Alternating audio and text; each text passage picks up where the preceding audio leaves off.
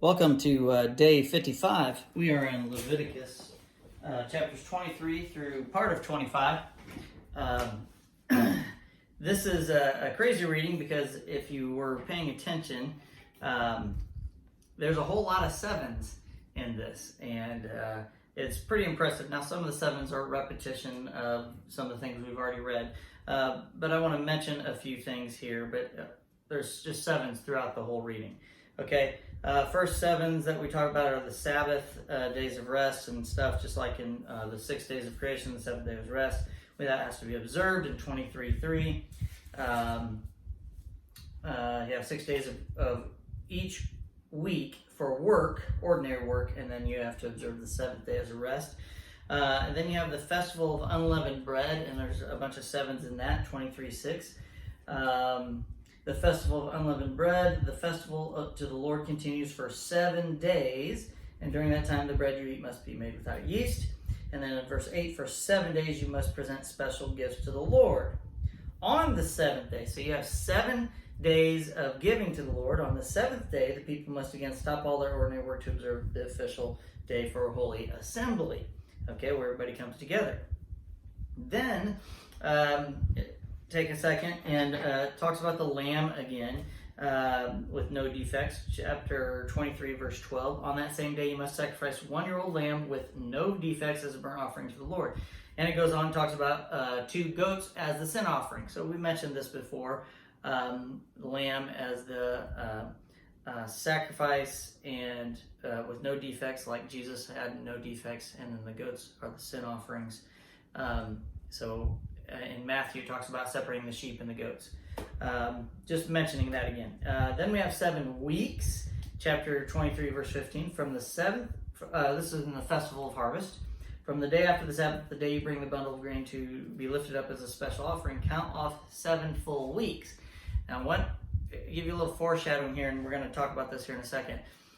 7 days, days and weeks and years. Days, weeks, and years. Those all go together, and it's all part of their culture, and that means something in the prophets, and especially in Daniel, in the 7 sets of 7.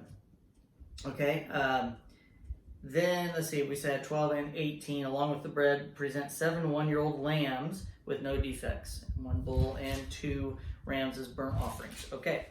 Another 7, Day of Atonement, 23 verse 34. This is in the Festival Shelter. So now we have another Festival Shelters, and they have to live in tents during this time. And they still do this today. If you know Ben Shapiro, he actually did this this past year. 5 days after the Day of Atonement, this festival to the Lord will last for 7 days. Okay. For 7 days you must present special gifts to the Lord. And also, pretty much the rest of these are sevens. Verse 39, remember that this 7-day festival to the Lord, the Festival Shelters. In verse 40, on the first day, gather branches from magnificent trees, palm fronds, boughs from leafy trees, and willows that grow by the streams. All right, then celebrate with joy before the Lord your God for 7 days. You must observe this festival for the Lord for 7 days, every year. It's a permanent law. Verse 42, for 7 days you must live outside in little shelters. Okay, so this was all about when the Lord is bringing them out of the land of Egypt. So important what the 7 is here. Then another break, two little breaks I want to talk about. In chapter 24, verse 6, talks about the 12 loaves of bread. Verse 20. 19:20. Anyone who injures another person must be dealt with according to the injury of... Oh, I'm sorry, that's not it. Loaves of bread. Oh, verse 6. Sorry. I skipped it.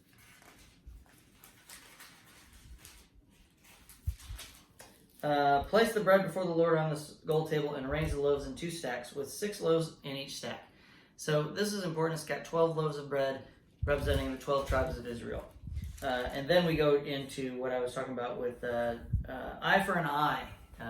Part of our law, eye for an eye, the punishment must match the crime. You don't kill someone because they jaywalked. Okay. So eye for an eye, where our government gets part of its stuff is something like this, a lot from Leviticus. Verse 19-20, anyone who injures another person must be dealt with according to the injury inflicted. A fracture for fracture, an eye for an eye, a tooth for a tooth. Whatever anyone does to injure another person must be paid back in kind. It means the punishment must match the crime. Okay? Then we get back into the sevens again, and we really start building up on this. 25 verse 2. Give the following instructions to the people of Israel. When you have entered the land I'm giving you, the land itself must observe a Sabbath rest before the Lord every 7th year. And it goes on, you can plant crops and do your ordinary work for 6 years, and then the 7th year it has to have a Sabbath year of complete rest. It's the Lord's Sabbath day. Do not plant your fields or prune your vineyards during that year.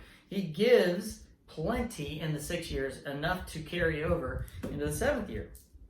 Okay, now let's get into 7 sets of 7.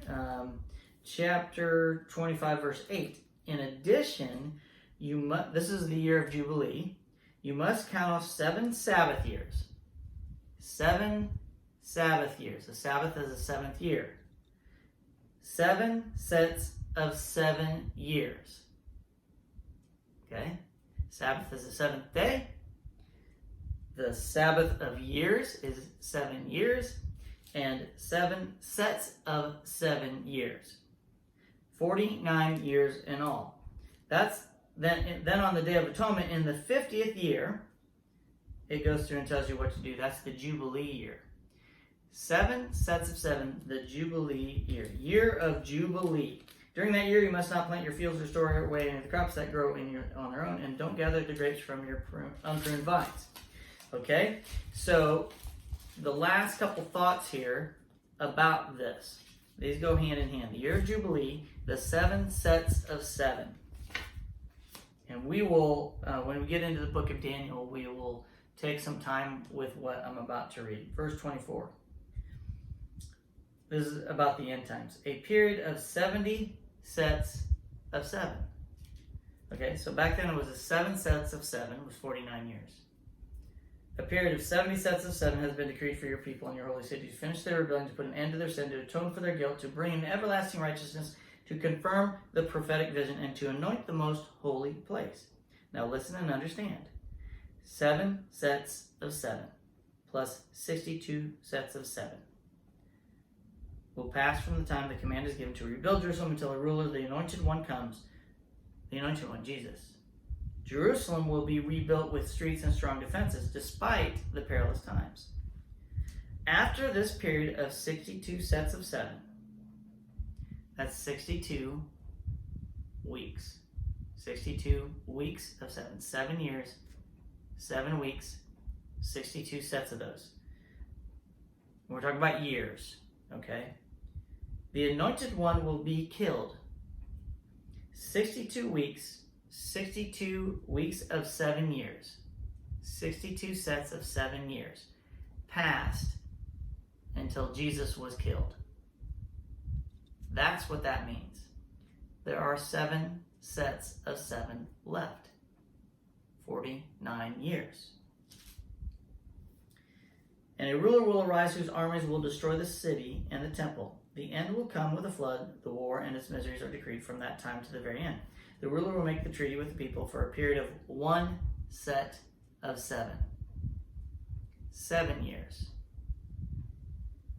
But after half this time, mid-tribulation time, 7 years would be our tribulation time, he will put an end to the sacrifices and offerings, and as a climax to all his terrible deeds, he will set up a sacrilegious object that causes desecration until the fate decreed for his defiler is finally poured out on him. Really would love to get into this, but I wanted to show you that when we talk about that final set of 7, which is 7 years, okay, that came from the understanding of what the weeks, the days and the weeks and the years we're talking about back during this time in the year of Jubilee. So when we get to Daniel, we'll talk about that. And the final note, verse 18 and 21. If you want to live securely in the land, follow my decrees and obey my regulations. Okay, why does God have to keep saying that? Because God knows they're not going to obey him. Verse 21, be assured that I will send my blessing for you in the 6th year, so the land will produce a crop large enough for 3 years. So all of this goes together about obey, and I will give abundantly to you. And much greater things are to come. But the Israelites are going to disobey the Lord during this time period. So that is day 55. We'll see you tomorrow.